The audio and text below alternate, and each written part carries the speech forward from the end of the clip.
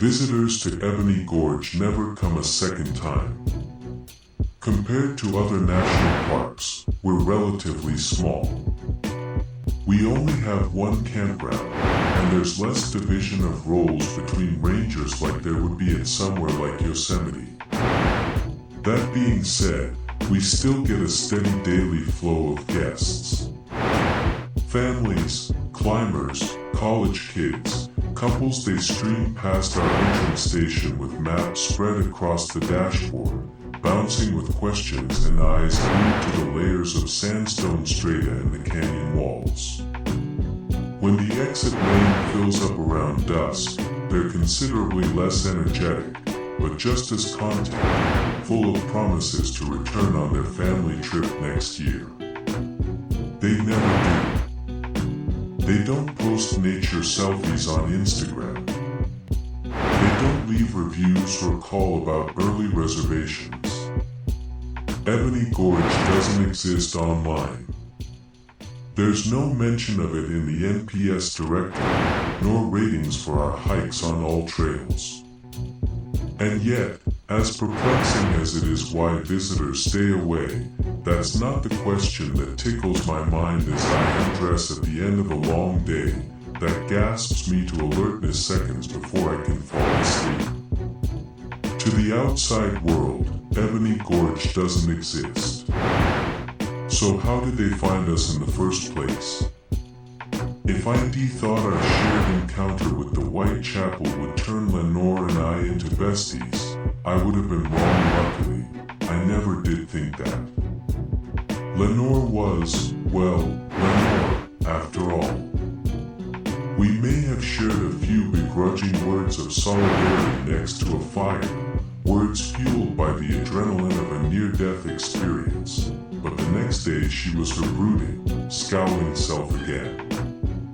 We hiked the 2 days to civilization in uncomfortable silence, and once we were back, she treated me just like before, ignoring me and forgetting I existed. At least to my face. The day after returning, the chief called me into her office. "You're up for rotation next." Rotation? The Doors? This Saturday night? Next quarter moon? Goodness, if you can't remember simple things, buy yourself a pocketbook from the visitor center. Not at our prices, I won't. She stared at me. I mean, right. Yes.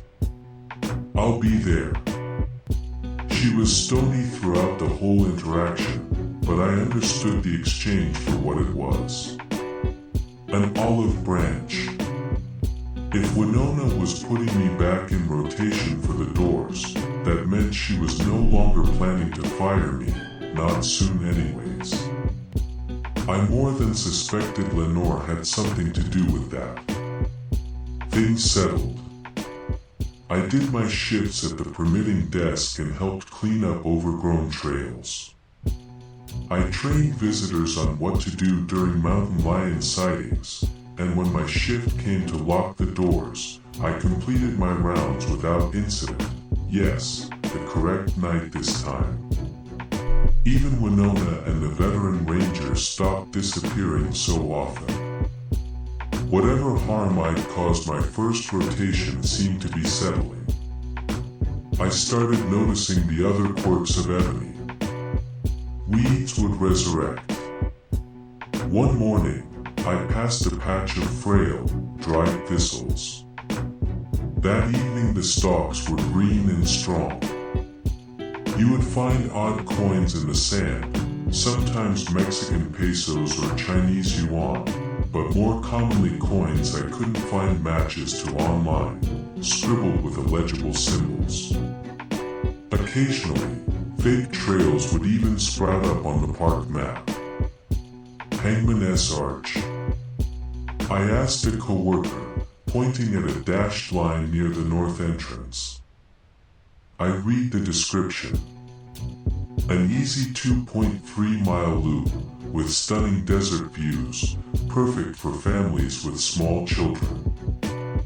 Is this a new version of the brochure or something? He snatched it from me, scanned it, then tossed the whole stack of guides into the trash. Cover me, he called as he marched from the visitor center. Need to make sure nobody got fooled. When I asked him about it later, he just shrugged. Happens sometimes. That was the common sentiment. The other rangers noticed these things, but they didn't seem to mind. You'd think normal people would be foaming at the mouth for answers.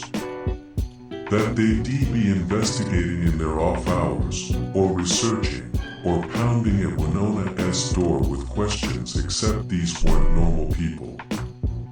There was nothing wrong with them.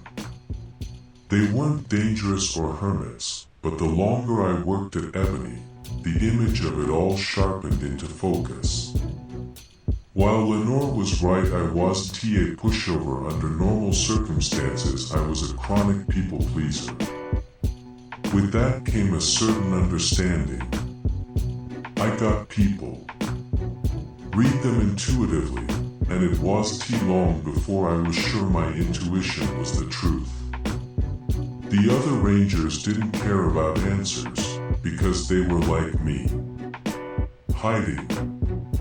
Unlike them, however, I was new, stupidly naive, and recklessly curious. I already know you're going to tell me no, I said as Winona and I were locking up the permit office, but I'm going to ask you about the park. No. Cool. Now that that's out of the way, really, no. Chief, this conversation is going to happen eventually. You don't strike me as the type to procrastinate. She finished locking the back entrance and sighed. Which was fair. I was being quite unreasonable. I can't give you what you want, she said. Tidbits and advice, sure want to hear encounters of the Whitechapel. Horror stories about what happens to people who touch the doors. You're annoying enough, I'm sure you could draw a few of those out of me, but that's not what you want, is it? You want the why behind it all. That I can't give you. You must have your own theories. Sure. But those are my own. My best advice. Keep yourself good and distracted.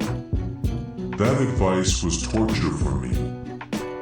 I'd never been good at waiting for Christmas presents as a kid. I would hunt them down every year, remove the wrapping paper, then gently tape them closed. I would do the Sudoku puzzle in the Sunday paper each week, even if it took me hours, and even though I always hated Sudoku, because the alternative was incompletion. Uncertainty. Not knowing. I'd never been able to live with that.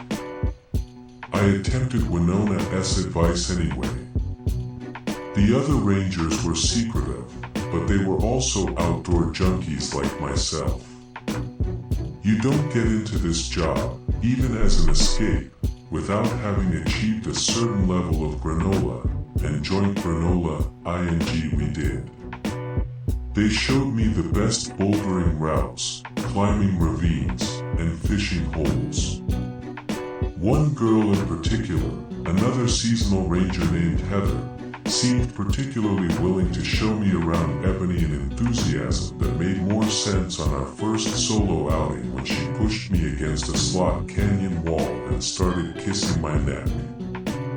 While I am good at reading people, romantic attraction is the exception. Not that there was necessarily anything romantic between Heather and I. From my understanding, this is pretty common in the NPS. You take a handful of single 20 to 30s, seclude them at the end of the world, then bump them right next to each other. One guess what happens next. It wasn't serious.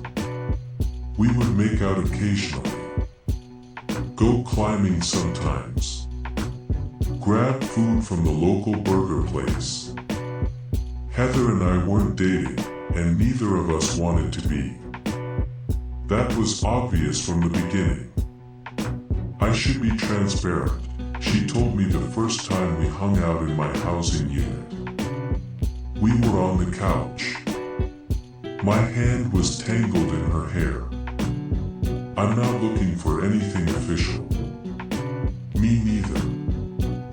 I've been in enough serious relationships to know I never want another. I smiled sadly. Golden sunlight fell on us through the window. I was engaged once. That's not something I plan to do again. Good. We kept kissing. I did what Winona advised. I kept myself busy, moving, and distracted by a dozen silly things all until the morning I knocked on Heather's unit door and she didn't answer. I knocked again.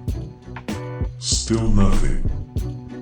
She's gone, somebody called from behind. Lenore, I realized.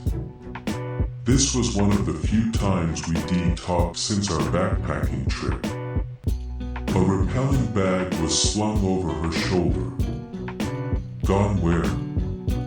Quit last night. Said she's leaving for good. She shrugged and kept walking. Odd.